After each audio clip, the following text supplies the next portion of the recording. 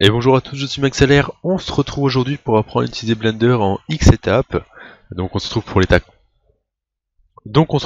Étape 3, c'est-à-dire l'edit mode. La dernière fois on a vu l'object mode. Cette fois on va voir l'edit mode, donc comme je viens de le dire. Et j'ai oublié de préciser quelque chose dans la dernière vidéo. Pour dupliquer les objets, c'est un raccourci qu'on va faire souvent. Bon, allez, assez souvent quand même. Il suffit de faire Shift D. Donc on appuie sur la touche Shift, majuscule pour ceux qui préfèrent, majuscule D, hop, et voilà, on duplique. Donc c'est aussi simple que ça. Quand on duplique, on attrape l'objet, c'est voilà, c'est tout. Donc on peut le supprimer, et puis c'est tout. C'est parti. Attends-nous à l'edit mode.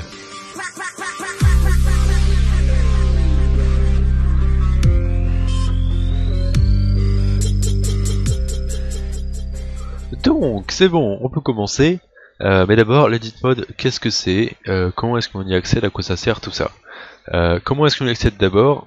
Pour commencer, pour y accéder, on va juste à cliquer sur l'object mode qu'on voit ici, hein, c'est sous l'espace 3D. Donc on clique dessus, ça ouvre un menu déroulant. Et puis de là, on a choisir différents modes, hein, mais nous on va prendre le deuxième, l'edit mode.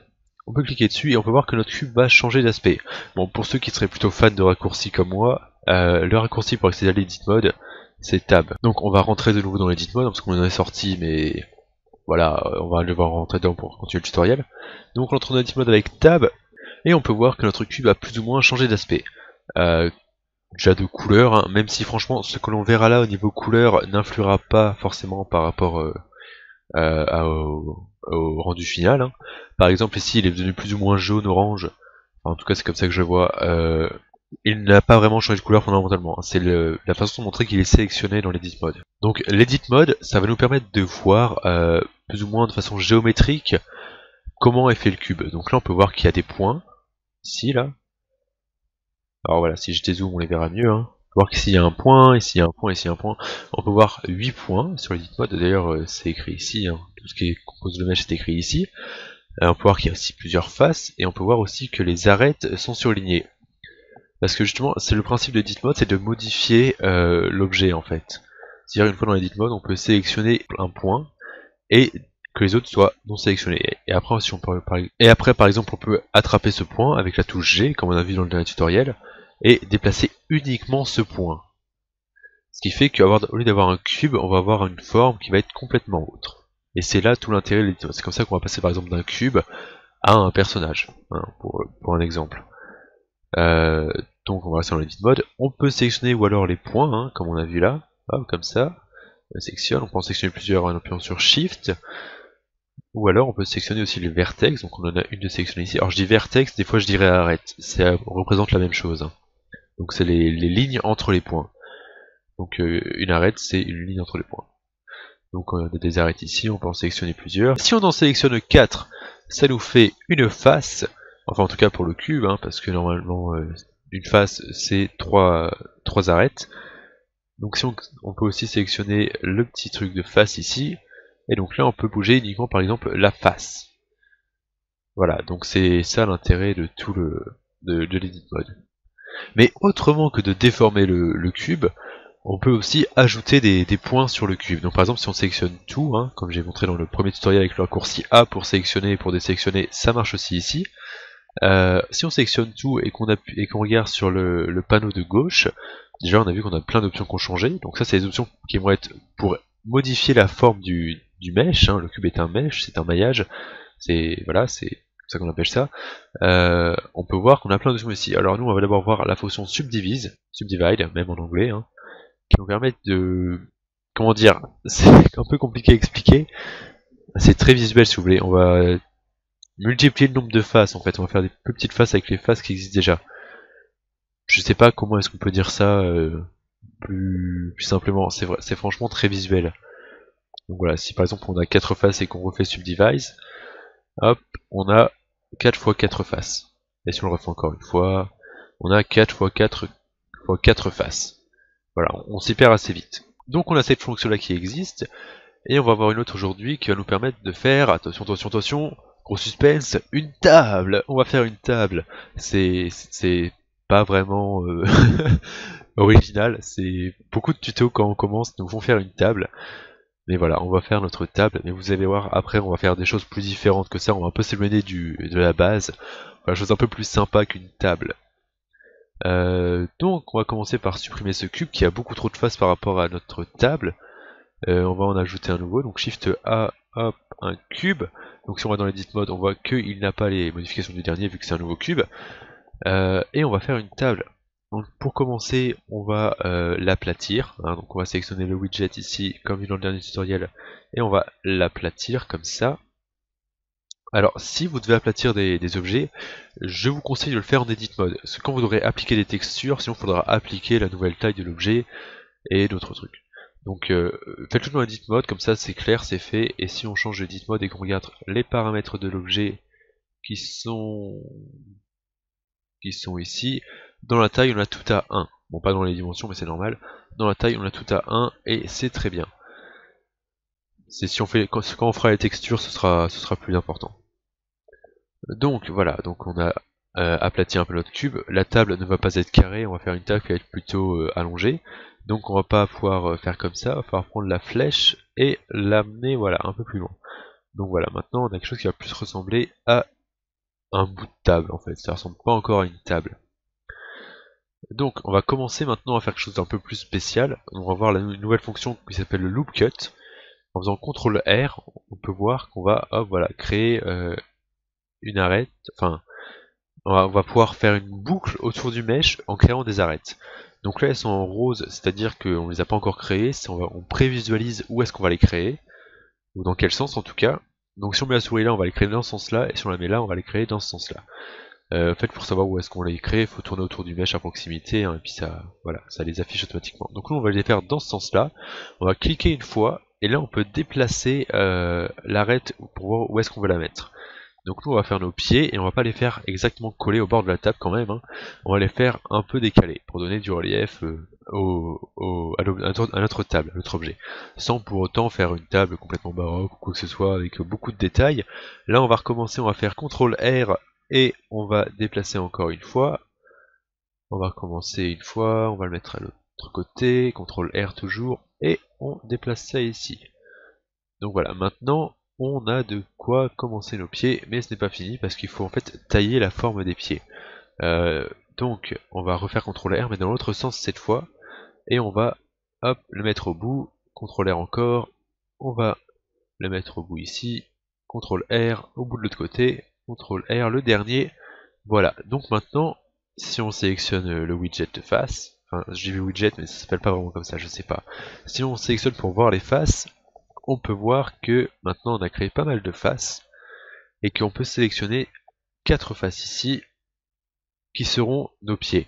Alors, seront nos pieds pas vraiment, en fait on va les pousser, on va les tirer pour que ça devienne nos pieds. Alors il y a une autre fonction qui est très importante, celle-ci par contre, qui s'appelle extrude.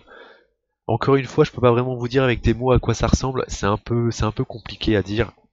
En fait, si vous voulez, on va tirer la matière à ce niveau-là. Ça existe en français le mot extruder, mais l'expliquer n'est pas très facile, alors on va vraiment tirer la matière si vous voulez.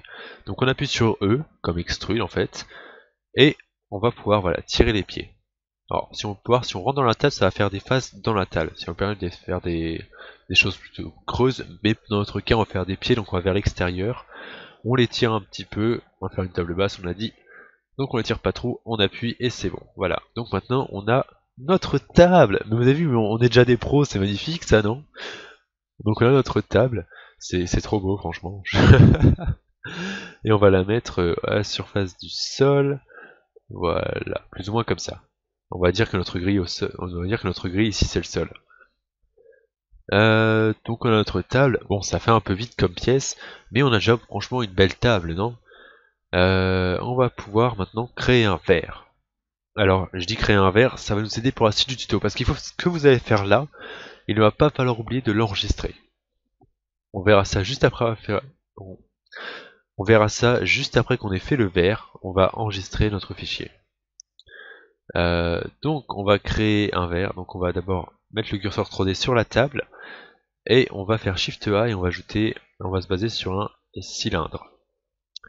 Donc à ce moment-là, on peut même le bouger au début, hein, parce que je l'ai mis sur la table, mais finalement il n'y est pas vraiment. Et donc on va passer en Edit Mode, et là on va commencer à lui donner la forme d'un verre. Alors, le verre. il est généralement plus fin à la base. Donc on va choisir de rétrécir cette surface là. On va appuyer sur S et hop, on va un petit peu la rétrécir comme ceci. Et maintenant un verre sur tous ces creux. Donc alors maintenant une petite technique pour faire des objets de ce genre là. Je sais pas vraiment comment l'expliquer encore une fois. On va appuyer sur E une fois, donc on va créer une face et des faces autour. On va appuyer sur le clic droit pour remettre la face à sa place. Ça marche comme les objets et on peut voir qu'il reste en fait les faces ici. Il reste toujours les faces qui ont une surface nulle puisqu'elles sont directement à la liaison entre le côté et le dessus du verre. Donc si on rétrécit la face qui est au-dessus, on va attirer les faces qui sont actuellement de surface nulle, mais pas ce qu'il y a autour. Donc si on appuie sur S et qu'on rétrécit, vous voyez, les faces qu'on a créées en extrudant, elles sont encore là. Et c'est celle-là qu'on déplace et qu'on change de forme si on change la forme de la face supérieure. Donc on choisit, c'est bon, notre verre fera plus ou moins cette épaisseur-là. Et donc cette fois, si on extrude, je vais mettre bien la caméra vers le bas, donc avec E toujours, on peut voir qu'on va forcément créer un vide, donc vraiment avoir un verre. Alors maintenant voilà, j'ai dépassé hors du verre, donc on va remonter un petit peu la face, et c'est nickel. Donc en fait, bon, c'est pas vraiment un verre, c'est plus un gobelet, et c'est même un très gros gobelet. Donc on va le poser sur la table, on va le rétrécir, voilà. Alors, si vous voulez déplacer des objets de façon plus précise, en déplaçant, vous pouvez appuyer sur Shift aussi, et ça va permettre de déplacer beaucoup plus lentement les objets. Hein. Là, c'est quand j'appuie sur Shift, et là, c'est quand j'appuie pas sur Shift. Voilà. Donc, on va le déplacer vite fait sur la table. Nickel, donc notre verre est sur notre table. Maintenant qu'on a passé des heures à faire une modélisation digne des plus grands artistes de la 3D, on va pouvoir enregistrer notre fichier. Donc pour ça, on va dans File, on va dans Save As, en tout cas si vous avez la version anglaise, hein, si vous l'avez en français, c'est écrit enregistré sous.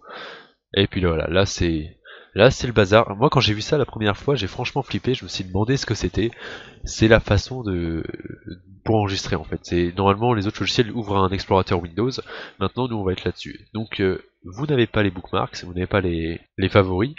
Donc on va aller dans les systèmes bookmarks, on va cliquer sur Desktop et là on va dériver sur les fichiers qu'il y a sur le bureau.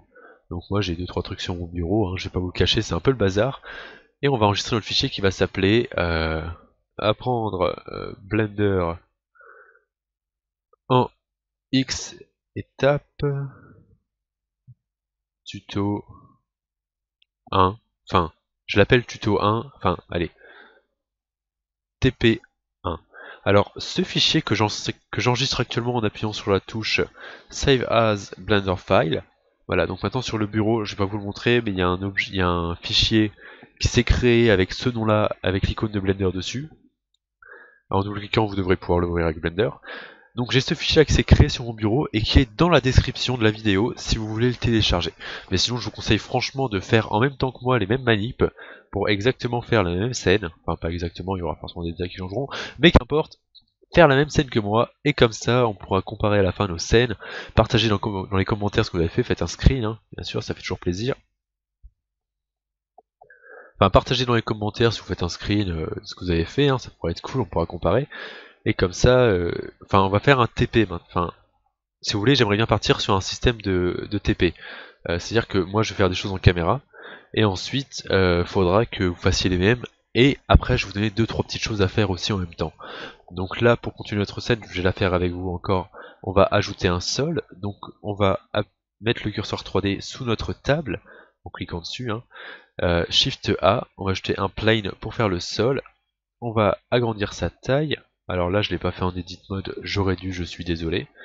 Et voilà, donc maintenant on a une table et un sol. C'est magnifique. Donc, pour le TP, je vais vous demander de faire avec ça, je sais pas. Au pire, je le fais, et puis après, je vous montrerai. Ok ? Donc, ça va être fait sous forme de timelapse, hein, c'est-à-dire que je vais faire ça en vidéo. Vous allez pouvoir voir, hein, normalement. J'espère.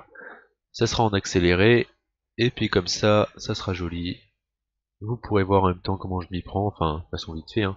Même si là, ce que je fais, c'est, voilà, je fais ça de façon très basique, hein. C'est pour s'entraîner, c'est fait que pour ça.